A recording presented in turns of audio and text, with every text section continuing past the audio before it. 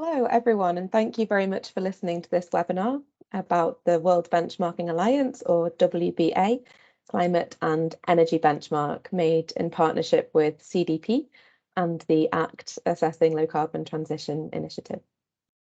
Next slide, please. So to give an overview of what this webinar recording will cover, we will introduce the benchmark in the context of WBA's work and explain that there are two parts to the assessment that comprise the benchmark assessment. So on the one hand, we have ACT, assessing low carbon transition, and on the other hand, we have the social assessment.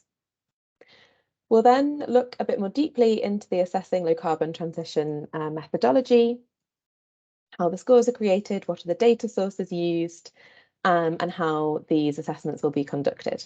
And we'll round off with a summary of how you can participate in the benchmark steps and what the next steps will be. Next slide, please. So a few words quickly here about the World Benchmarking Alliance and the work that we do.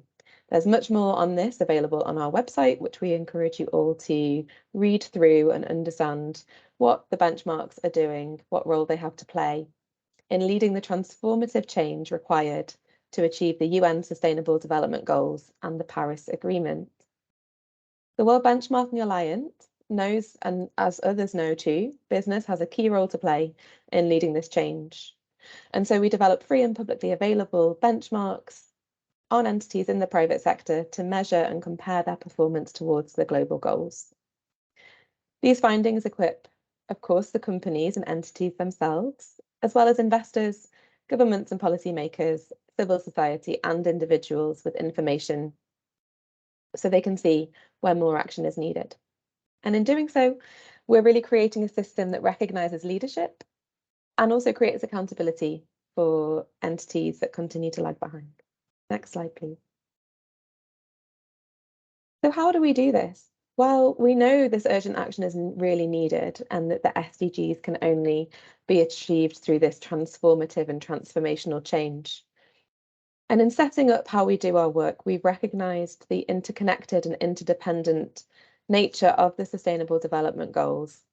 And we know that action is required from all stakeholders. So instead of doing one benchmark, for example, per goal, we've actually grouped them together and we look through the lens of these 7 transformations. In this benchmark that we're talking about today and in which your company is involved, we're looking here at the yellow piece, the decarbonisation and energy transformation, and that overlaps with the social. So overall, as WBA, we'll be assessing 2,000 companies in total, and we're committed to working with our allies, that's the A in WBA, over 300 other organisations with similar goals across the ecosystem of sustainability to ensure that our data can be used well and continuing to have the impact we seek. Next slide, please. So this is just a very quick overview of some of the allies that work in decarbonisation and energy. You might recognise lots of the names on this slide. And there are, of course, many more that work on decarbonisation, climate, energy, and just transition together with us. You can have a look via the link on the bottom of this slide at who the rest of our allies are. Next slide, please. So focusing now on the climate and energy benchmark itself, what is this and why do we make it? So the climate and energy benchmark, and these are actually a series of benchmarks across different high emitting sectors, they rank companies against what's needed to achieve the climate and energy transformation as per the Paris Agreement and the Sustainable Development Goals. So this fits into our organisational goal to drive action by companies, investors, governments and policymakers and other stakeholders. And we aim to benchmark 450 companies across various high emitting sectors by the end of 2023 or so. And the key takeaway here is really for your company that from 2022 onwards, these climate and energy benchmarks include 2 assessments. We mentioned these earlier. They are the ACT, Assessing Low Carbon Transition Assessment, and the Social Assessment. And we'll take a look in the next slide on what these comprise. So here's just a quick overview, and we really encourage you to use the links provided here to really take a deeper look at what each of these assessments are asking of what your company does. So the ACT assessment in overview is a partnership between CDP and the World Benchmarking Alliance. And the ACT initiative that was founded by CDP and the French Agency for Ecological Transition is an initiative providing the methodologies and is recognised by the UNFCCC. This assessment really looks at what the company is doing to move to a well below 2 degrees compatible pathway across its climate strategy, its business model, its investments, operations, and all aspects of GHG emissions management. And the result of this assessment comprises 60% of the benchmark score for each company in our benchmark ranking. On the social assessment side, WBA's team has made methodologies to look at what we call core social pieces, so social impact related assessments that are applicable to all companies. On top of that, we have a just transition assessment, and the methodology there looks across what's needed by a high emitting company to ensure that the low carbon transition is just and equitable for the people affected. So core social comprises 20%, just transition also 20%, adding up to a total of 40% for the social assessment within the benchmark score. Next slide, please. So this is just, again, a very high level quick look at what WBA's social transformation framework really covers. And again, we encourage you to look on the website and at the materials provided to fully understand what this all means. But at a high level, the social assessment and those core indicators applicable to all look across human rights, decent work, and ethical conduct. And then on top of that, as mentioned, we have the just transition assessment for the high emitting sectors in the climate and energy benchmark. Next slide, please. So indeed, on just transition, we've developed these additional indicators for the climate and energy benchmark. We piloted these in 2021, and then from 2022 onwards, these and the core social indicators form an integral part of the benchmark score for each company. And the 6 just transition indicators look at social dialogue and stakeholder engagement, planning for a just transition, green and decent job creation, retention of workers and real upskilling workers, social protection and social impact management, and advocacy for a just transition. Next slide, please. So at this point, I'll hand over to our colleague, Andy, to walk us through the Assessing Low Carbon Transition assessment piece. Thanks, Andy. Thank you, Charlotte. So I'm going to take us through the details of an ACT assessment in more detail. So a bit of background to start with. So here we go. ACT is a joint initiative of ADEME, the French Ecological Agency, CDP, and now World Benchmarking Alliance. So started in 2015, and the objective of ACT is it's an accountability framework, and there's a set of sectoral methodologies which assess how companies' strategies and actions contribute towards the Paris Agreement mitigation goal, and that's staying under 2 degrees C of warming with ambition for 1.5 degrees C. Now, before I carry on, all of these slides will be available to you later, so I will be skipping over some of them quite quickly, but you can go back and refer to them afterwards. So next. So a key aspect of ACT is going from the Paris goals down to a detailed decarbonisation pathway for an individual company, and that's what this slide shows.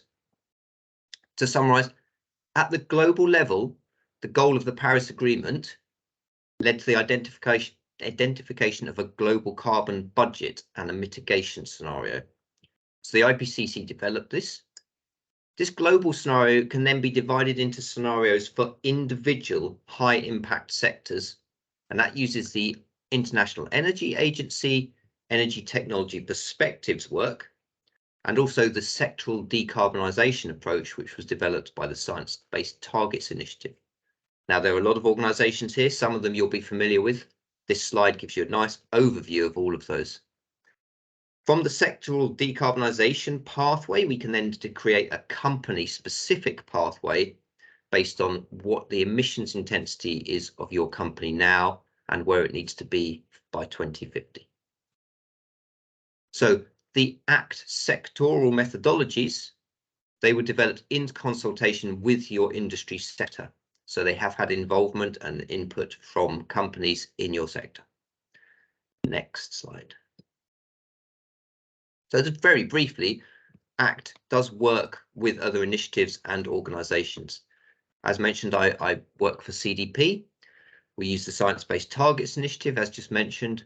ACT is closely aligned with TCFD. So if your company is following TCFD guidance, it will also help demonstrate your company decarbonisation progress when we are assessing your company.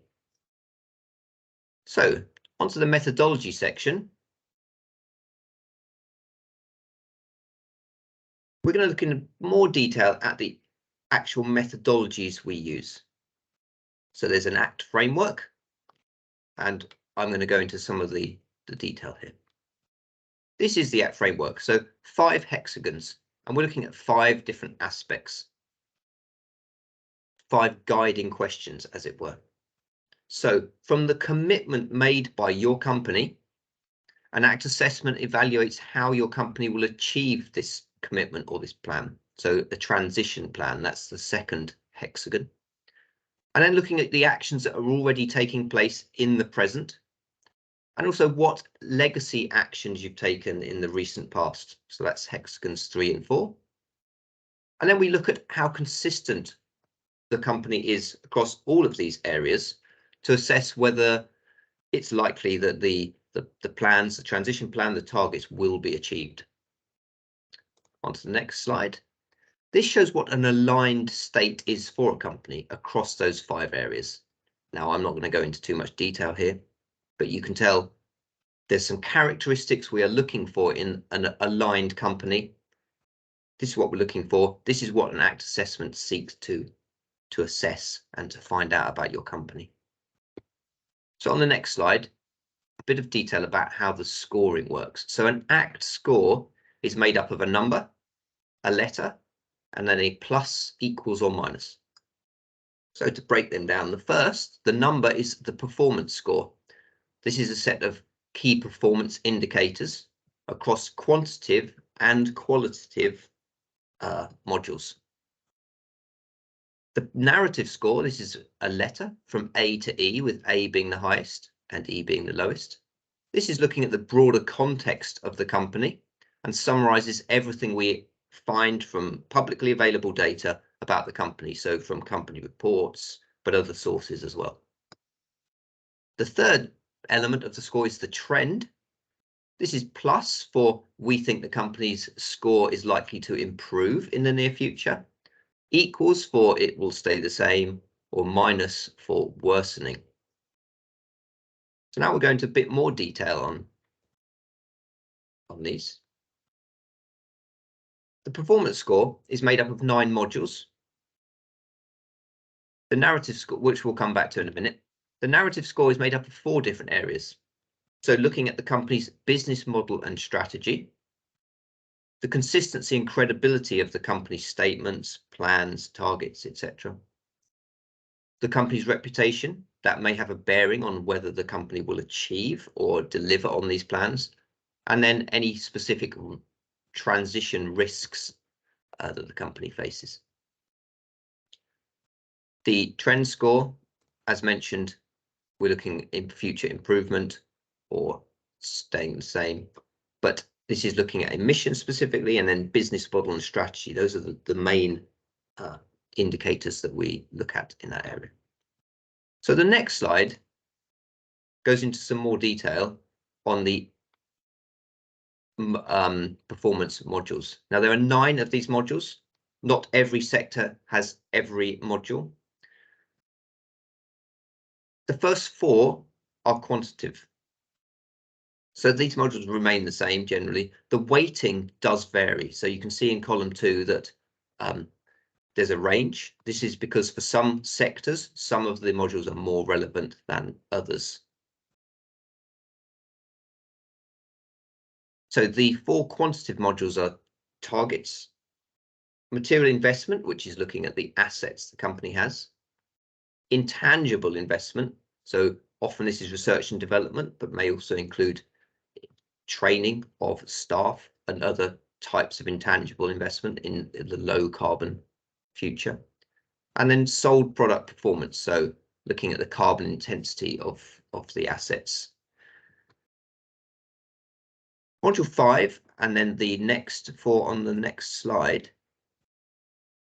Module 5 is management, and then we're looking at 3 different kinds of company engagement. So company engagement with your suppliers, with your customers, and the wider policy engagement with policymakers and trade associations. And the final module is business model. So is the company preparing for this low carbon future by developing new business models? So if we move on to the next slide, the quantitative modules, the first 4, use a number of different ways of assessing. So the main approach is all compare company actual or forecast progress against a company specific target or pathway. So I mentioned that earlier, we generate a company pathway from the overall global Paris goal through a sector pathway and then to an individual company pathway. So this compares company performance over time or at a point in time. The aim of these quantitative indicators is to clearly demonstrate whether the company's emissions intensity is aligned with a 1.5 degrees C world. Emissions intensities are used as these are comparable through time and between companies. They're not affected by changes in activity, and they're considered the best and most objective view of a company's decarbonisation progress. The next slide. This is looking at locked-in emissions. So this is absolute emissions.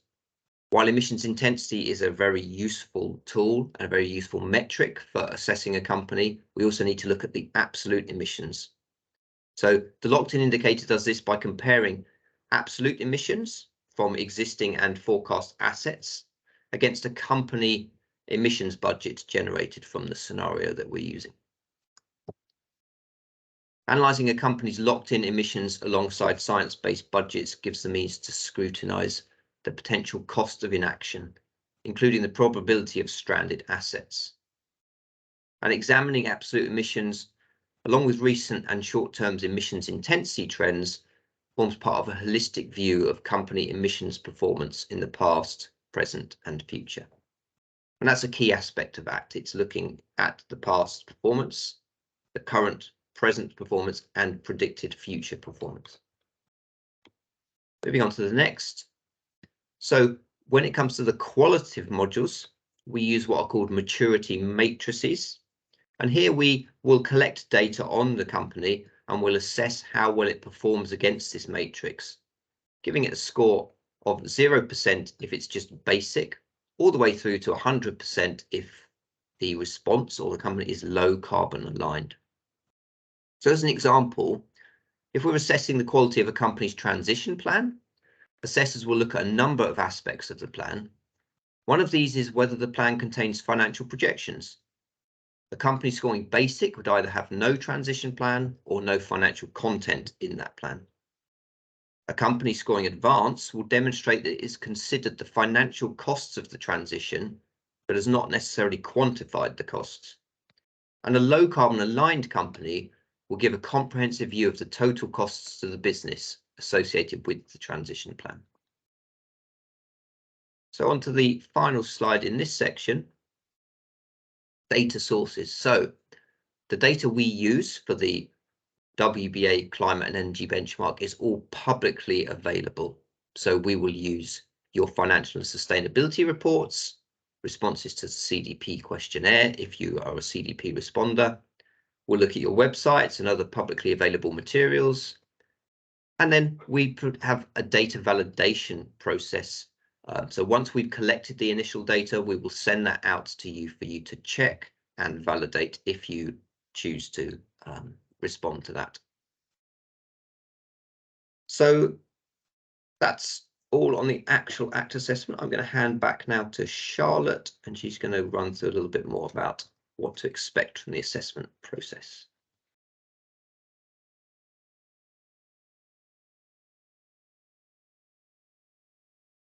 Thanks very much, Andy. Indeed, this section is just about what to expect will happen indeed with the results and what the next steps will look like.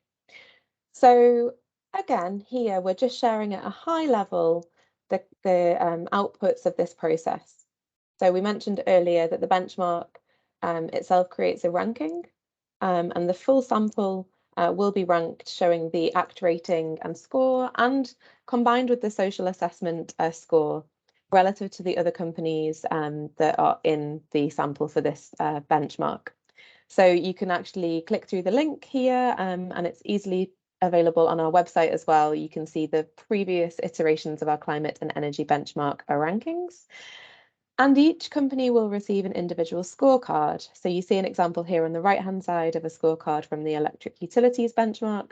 Each company, every company assessed, will receive this, and this contains a summary of the scores and some highlights and some areas to consider for as potential risks and opportunities. We also have a publicly available data file, so each company assessed will be in that file, and we will show the scores to each indicator level, as well as a summary of performance at the ACT assessment module level. Again, examples of these data files from previous benchmarks are already available online for you to have a look at and familiarise yourselves with. We also then produce sector-wide key findings and insights that highlight key trends from across the sample, and companies may or may not be featured in this.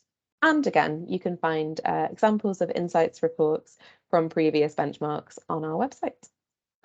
And around this, there'll be communication of the benchmark, the results, where we see these trends or leading practices at strategically timed events, both online and in person. And you'll be kept informed, and you can also follow the World Benchmarking Alliance and CDP's social media channels for more information about those engagement moments. Next slide, please. So this is a really critical one. How can you and your company get involved? We really, really encourage your involvement in this process. So there are many steps that you can get involved in. We encourage you to also reach out to us at any time with any questions. No question is too big or too small for us. So firstly, our analyst teams will collect the public data as mentioned on the ACT assessment and on your social assessment. And that will be sent to you for both assessments. And I will mention also at this point that for the social assessment, it is likewise publicly available data. So we're looking at what's on your website, what's in your reports, etc.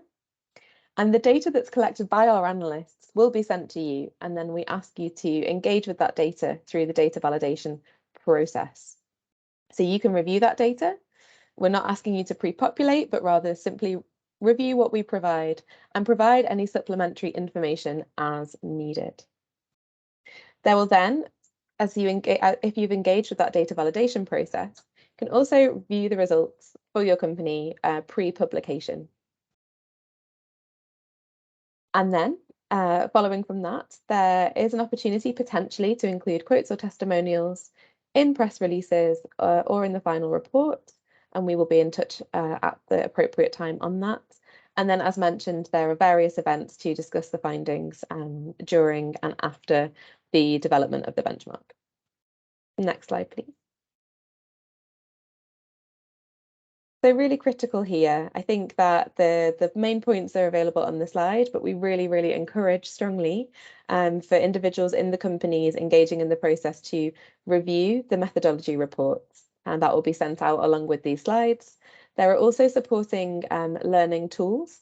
For the ACT methodologies, there is a suite of e-learning content, and there's other relevant information available on the ACT website and the WBA website about the methodologies. We will host a drop-in Q&A session to support your engagement. We encourage you to come to those where possible, bring questions, and you'll have an opportunity then to directly discuss with our technical teams any questions that you have about the assessment and how you can engage. We note here the accepted languages. So all of our correspondence will be in English. But then for the ACT assessment piece specifically, we're able to read reports and disclosures in the following 4 languages, so English, Mandarin, Japanese, and Spanish. So how does this look and feel? So when we're talking about this data validation opportunity for you to engage, your draft assessments will be shared in Excel files, as mentioned, for you to review that data we have found and provide supplementary data and feedback. You will have between 2 and 4 weeks to review this, and we will follow up soon with the exact timings of that. For the ACT assessments, your supplementary data and information and feedback will be addressed by the CDP assessor team.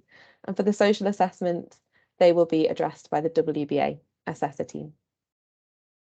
And then, as just mentioned, there is this opportunity for you to see your draft scorecard prior to the publication of the benchmark.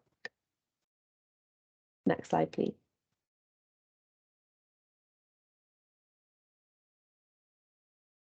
Fantastic.